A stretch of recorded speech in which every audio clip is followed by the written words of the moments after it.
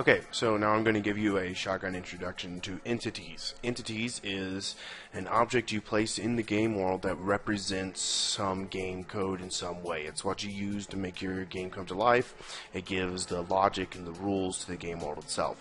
Entities are broad and they can be a lot of different things, and how they're set up can be varied as well. So let's quickly go into placing an entity. Let's do a basic one. We're just going to place a light real quick. We're not going to get too much into lighting and all the intricacies involved with it. If you want to find out more information about lighting, we do have an extended lighting tutorial available. So in the objects roll-up bar in this tab, you want to click entity, and it's going to bring out this big list of possible entities in the game. That's not to be confused with archetype entities and all the other fields you have. You want to go into the lights folder, just branch it out with the plus minus thing, and click light.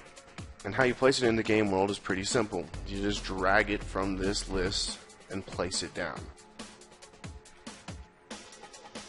You'll notice that even though you placed it on this surface, it's not exactly on top of the surface. One really easy way to move objects around, and we say this a lot, is hold Control, press Shift, and then left click, and it'll move the entity or object you have selected. It'll move its pivot to whatever surface that has collision, wherever that surface is.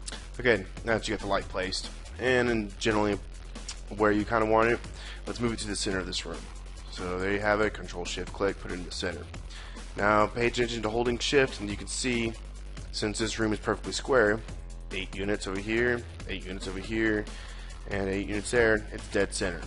So, and we also know my walls here are 10 units high, so let's move it up 5 units. Holding Shift, you can still see that, there we go. Now it's dead center in the middle of the room.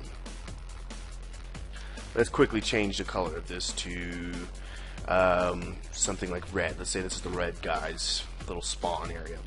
So over here on the right, with this entity selected, you see entity properties. You have the radius, which will control the radius of the light, and you go down to color, you can choose the color, and some other fields available. Let's go ahead and just change the diffuse color real quickly. Just select this top area, double click this white box, and it'll bring up a color picker. Let's go ahead and make this just a red light. Right now, currently, the skylight's very bright, so you're not seeing much of a change. There's also a lot of HDR lighting going on that's lighting the scene up because there's so many open windows. This room would naturally be very well lit.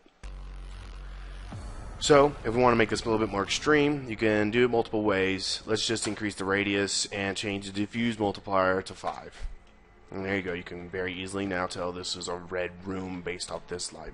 Sometimes lights like these are really good for gameplay and letting the player know little subtle hints of where they are and sort of their objectives. Now let's do the Control-C technique along the y-axis, move it into this other room. Again, let's measure this till it says 8 on the Y, and now you know it's dead center. Let's change this color to blue.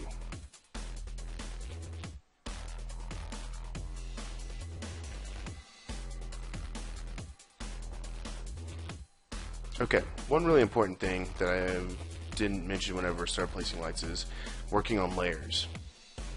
Whenever this layer tab is the very far right one on the roll-up bar, you'll see currently by default you'll see 1. You generally want to always work on layers because it's really easy to organize things, and you're going to love yourself later on for it. I'm telling you right now, go out of your way to make sure you're doing layers.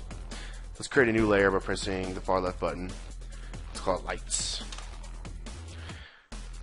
Make sure the layer is selected by clicking it. You can tell it's selected because it highlights blue. Now with both of these light entities selected, you can change what layer it is here in the top area underneath where you would see the name and the color. Click the layers button and choose lights. Now you've moved these lights to the lights layer. And now if I click this cursor button on the main layer, I can only select the lights layer because I've disabled the ability to interact with the main layer, and that's where all my solids are. Vice versa, if I like where the lights are and I don't think I'm ever going to touch them again, I'll just turn off the ability to edit that layer completely and just make sure I have my solids selected. If I don't want to select anything, I don't want any names showing up or anything like that, I'll make sure both of those layers can't be selected. Also, the eyeball, it does what you think it will do, and it makes the layer visible or not.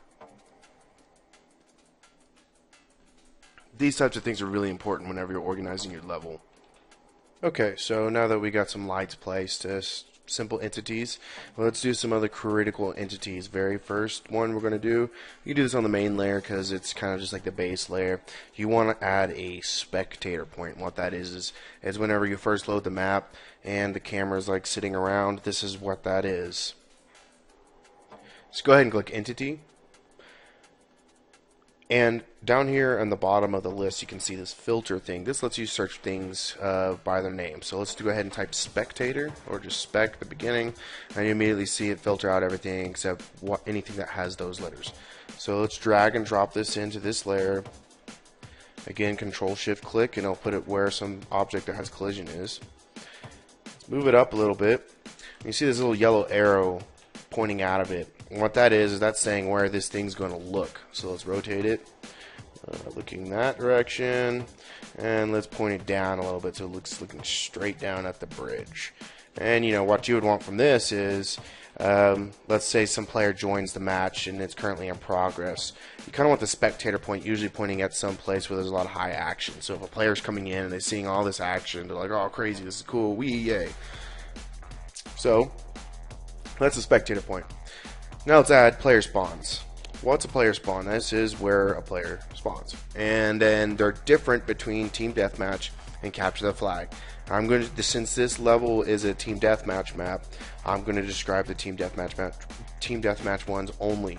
The Capture the Flag ones are a little bit more complex, and we outline how to place those and organize those on our Wikipedia. So first thing we want to do is create a layer for these, because sometimes they get in the way visually because there's so many of them usually. And let's do player spawns. Now for a Team Deathmatch spawn, you're not really ever saying, hey, this one is for the red team and this one's for the blue team. CTF, you're doing that. And even though we put these lights in here, one's blue and one's red, there's not a way to confine Team Deathmatch spawn points, so they're going to be spawning on either side. That's purely, you consider that an aesthetic feature. So, click Entities, and you can type in the filter Spawn, and you're going to see Spawn Point down here on the bottom. Drag it, Control-Shift-Click it, and there you go, you have it placed. My helper size is pretty small, so this entity is, this little mesh representing a player is a little bit smaller than probably what you'll see on your screen. So what you're seeing literally is like a little mesh that's saying, hey, this is a model, and what you're thinking is the direction this little guy's facing, that is the direction the player would be facing whenever they spawn in. So keep that in mind. One big rule you want to follow whenever you're putting player spawns around is you generally don't want to put them in a place where, for example, right here in the middle of this bridge is pretty mean to a player to make them spawn right there. Because what's going to happen is right when they spawn, they're vulnerable from all sides. You usually want to spawn players alongside walls and always at a point to where they're facing the action. For example, I might line this wall up with some player spawns. And you generally do want to put a lot of these down so there's not, players memorizing where players spawn and camping them all the time. So these players are facing the action. But if I put a guy on this wall, all of a sudden, let's say he spawns, the right side of him is very vulnerable. Right when he spawns in, he could be attacked from this angle very easily. So what you want to do in this kind of case, and you also wanted the choke point of this map will definitely be this bridge. You want him facing that too. So you kind of want to do him at like a 45-degree angle. I said do him.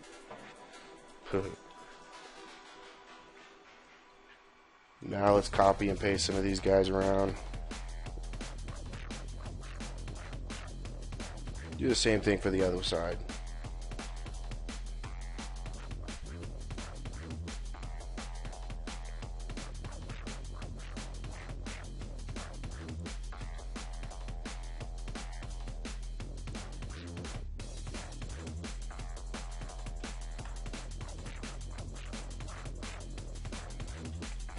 Okay, now that I have a bunch of player spawns laying around, I'm going to make sure I'm only having the player spawn layer selected, so that way I'm not accidentally selecting any of these solids.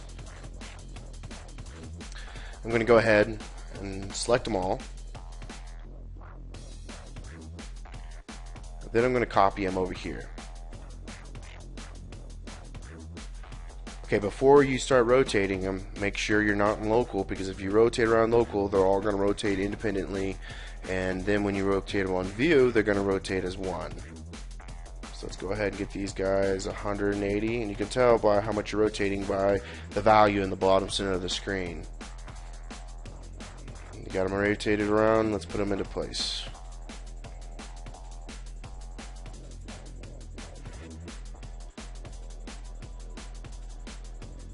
Okay, now we have a bunch of player spawns. We don't have really any spawns here in the choke point, and that's fine.